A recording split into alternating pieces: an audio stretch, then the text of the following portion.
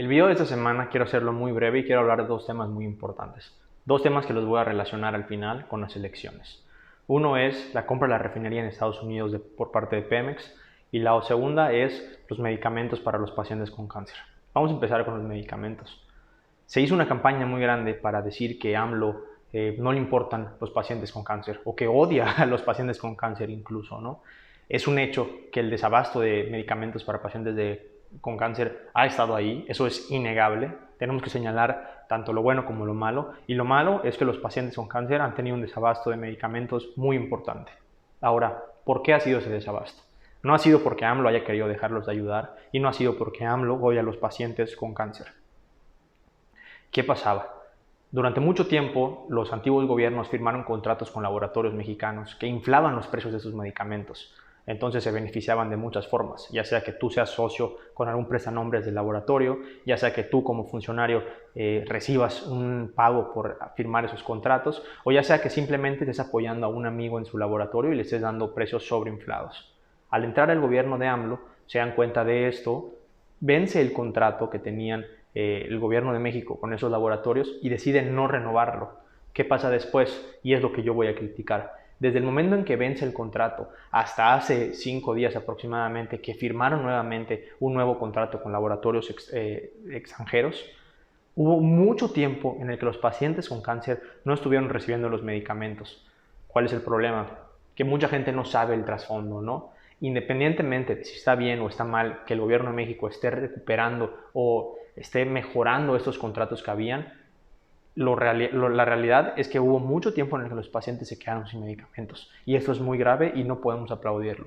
Lo que sí es importante es que sepamos el por qué pasó todo esto, porque ahora vamos a tener unos contratos que son de acorde al precio que los medicamentos en el mercado indican. Para mí es importante hablar esto de los medicamentos antes de las elecciones, porque así como pasa esto, esta campaña mediática en contra del presidente con el tema de los medicamentos, pasa con todo, con todas las decisiones que toma el presidente. Los medios les gusta darle la vuelta en esta campaña de desprestigio al presidente y más en camino a las elecciones. El problema es que es la oposición, son los laboratorios, en este caso los laboratorios, ¿no? En otros casos es la empresa privada, es la oposición, son los medios de comunicación. Entonces todo esto se junta y hacen un ataque muy fuerte en los medios al presidente. Sin embargo, la aprobación sigue por encima del 50%. Está incluso en el 70%. Eso quiere decir que la población de México no se está dejando manipular. Saben muy bien el rumbo que está tomando la Cuarta Transformación y parece ser que la gente está de acuerdo con el rumbo que se está tomando. La segunda parte es sobre la refinería que se acaba de comprar. Pues Pemex ya contaba con el 50% de esta refinería. Ahora se compra la otra parte y salen algunas preguntas. ¿Por qué el trabajo se va a quedar en Estados Unidos? ¿Por qué se compra una refinería en el 2021? Y yo quiero ir hablando de esto. Uno, Pemex ya contaba con el 50% de esta parte, ¿no? Al comprar la segunda parte, ¿con qué te quedas? Con las ganancias de la refinería, pero dejas el trabajo a mano de obra estadounidense.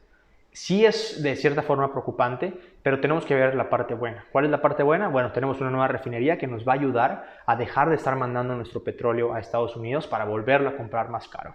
¿Tenemos una desventaja? Sí, hay cierta mano de obra que se va a quedar allá en Estados Unidos, pero hay que poner en una balanza si esto valía la pena o no. La segunda parte, ¿por qué compramos una refinería en 2021 cuando deberíamos estar apostando a energías renovables? Hay que pensarlo esto muy racionalmente. No somos un país desarrollado. Lo más probable es que México y América Latina por muchos años más sigamos utilizando energías a base de crudo. Utilicemos gasolina todavía. Entonces no podemos estar pensando como Estados Unidos está pensando. Somos diferentes, tenemos diferencias. Sí es muy importante que sigamos invirtiendo en investigación, que sigamos invirtiendo en adaptación a energías renovables, en investigación para energías renovables, pero eso no significa que de la noche a la mañana vayamos a poder hacer un cambio. Para la gente que dice, ¿por qué se compró la refinería? Deberían haber vendido todas las que tenemos. Es muy incongruente pensar eso. No podemos deshacernos de las refinerías porque vamos a depender de ellas por los próximos años. Se habló también de la deuda de la refinería de Estados Unidos. Sí, tiene una deuda, todo el año pasado no generó ganancias, pero hay que investigar. Mucha gente no sabe de deuda y está hablando de esto. Esta deuda podría no ser tan grande, esta deuda podría ser muy recuperable.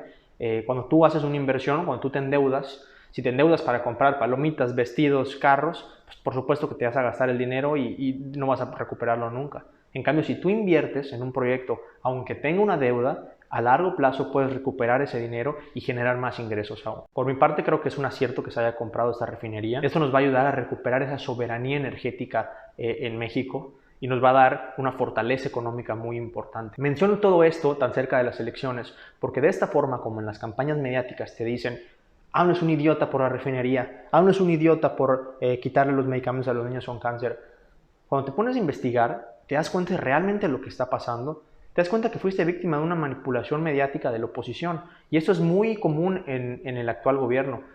En gobiernos anteriores, ¿qué pasaba? Al contrario, el gobierno tomaba una decisión mala y te la disfrazaban. Pasaba lo inverso. Entonces, toda esta experiencia que tienen escondiendo las mentiras, escondiendo las trampas, ahora la están usando en contra del gobierno actual para mover las cosas de cómo realmente están pasando y engañar al pueblo y conservar esos votos que les van a permitir a la oposición no perder esos espacios en la Cámara de Diputados, en las senadurías, en las gobernaturas. Hago este video para invitarte a estar muy bien informado ante estas elecciones del 6 de junio. Por favor, no te dejes manipular, infórmate bien, vota confiado, vota informado, pero sal a votar.